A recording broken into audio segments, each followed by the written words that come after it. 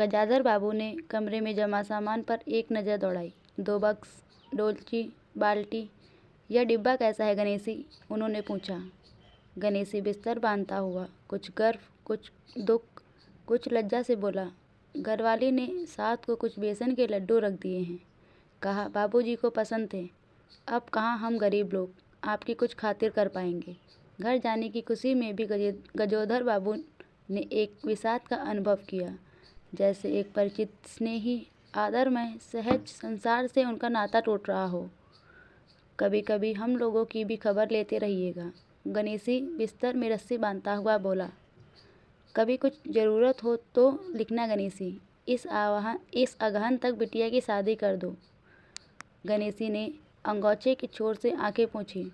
अब आप लोग सहारा ना देंगे तो कौन देगा?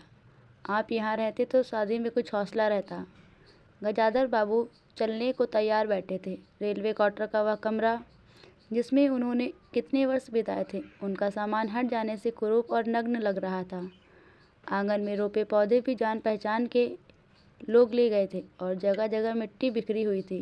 पर पत्नी, बाल बच्चों के साथ रहने की कल्पना में यह विछोह एक दुर्बल लहर की तरह उठकर विलीन हो गया।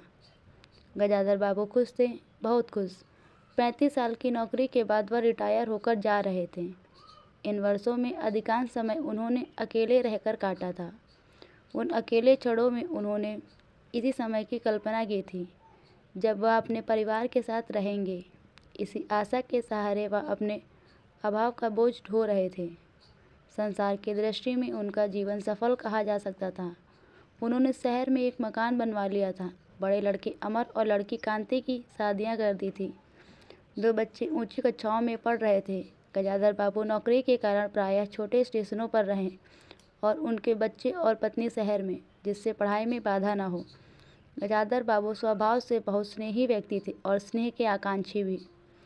जब परिवार साथ था, ड्यूटी से लौटकर बच्चों से हंसते बोलते, पत्नी से कुछ मनोविनोद करते।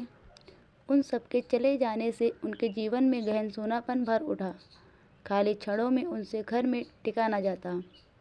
कभी प्रकृति का न होने पर भी उन्हें पत्नी की स्नेहपूर्ण बातें याद आती रहती। दोपहर में गर्मी होने पर भी वह 2 बजे तक आग जलाए रहती और उनके स्टेशन से वापस आने पर गरम गरम रोटियां सेकती। उनके खा चुकने पर और मना करने पर भी थोड़ा सा और थाली में परोस देती और बड़े प्यार से आग्रह करती। जब वह थके हारे बाहर से आते तो उनकी आहट पाकर वह रसोई के द्वार पर निकल आती और उनकी सलज आंखें मुस्कुरा उठती। गजाधर बाबू को तब हर छोटी बात भी याद आती। वह उदास हो उठते। अब कितने वर्षों बाद वह अवसर आया था जब वह फिर उसी स्नेह और आदर के मध्य रहने जा रहे थे। टोपी उतारकर गजाधर बाबू ने चारपाई पर रख दी। जूते खोलकर नीचे खिसका दिए। अंदर से रह रहकर कह कहो की आवाज़ आ रही थी। इतवार का दिन था और उनके सब बच्चे इकट्ठे होकर नाश्ता कर रहे थे। गजाधर बाबू के सूखे चेहरे पर स्निग्ध मुस्कान आ गई। उसी तरह मुस्कुराते हुए बिना खांसे अंदर चले आए। उन्होंने देखा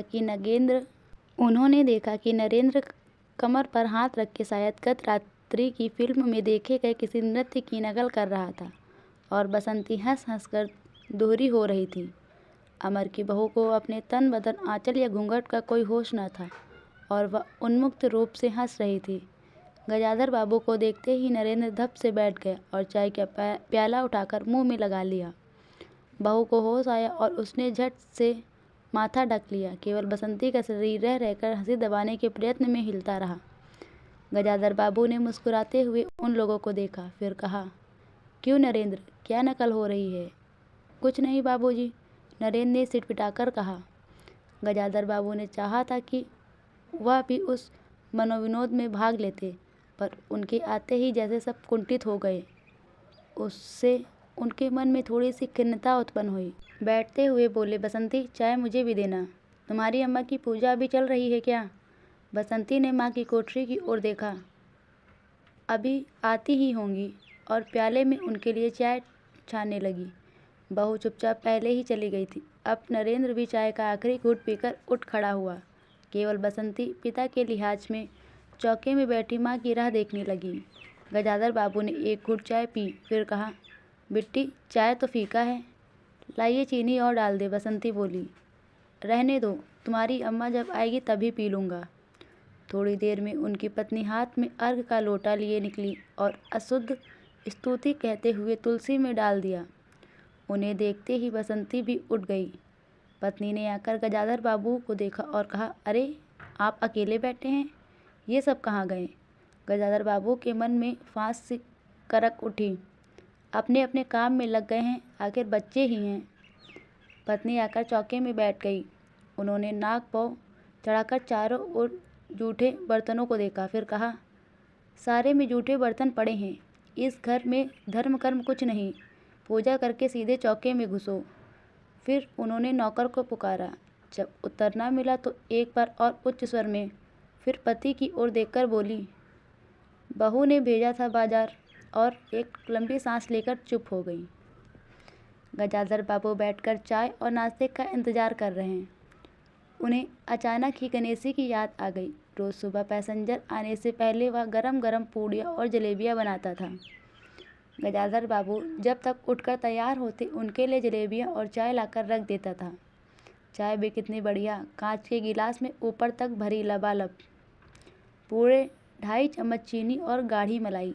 पैसेंजर भले ही रानीपुर लेट पहुँचे, गणेशी ने चाय पहुँचाने में कभी देर न की। क्या मजाल कि कभी उससे कुछ कहना पड़े। पत्नी का शिकायत भरा स्वर सुन उनके विचारों ने व्याघात पहुँचा। वह कह रही थी, सारा दिन इसी खिचखिच में निकल जाता है। इस गृहस्थी का धंधा पीटते पीटते उम्र बीत गई, कोई जरा हाथ भी नहीं बटाता। बहू क्या किया करती है? गजाधर बाबू ने पूछा। पड़ी रहती है, बसंती को तो फिर कहो कि कॉलेज जाना होता है। गजाधर बाबू ने जोश में आकर बसंती को आवाज़ दी। बसंती भाभी के कमरे से निकली तो गजाधर बाबू ने कहा, बसंती, आज से शाम का खाना बनाने की जिम्मेदारी तुम पर है। सुबह का भोजन तुम्हारी भाभी बनाएंगी। बसंती मुँह लटकाकर बोली, बाबूजी, पढ़ना भी तो होता है।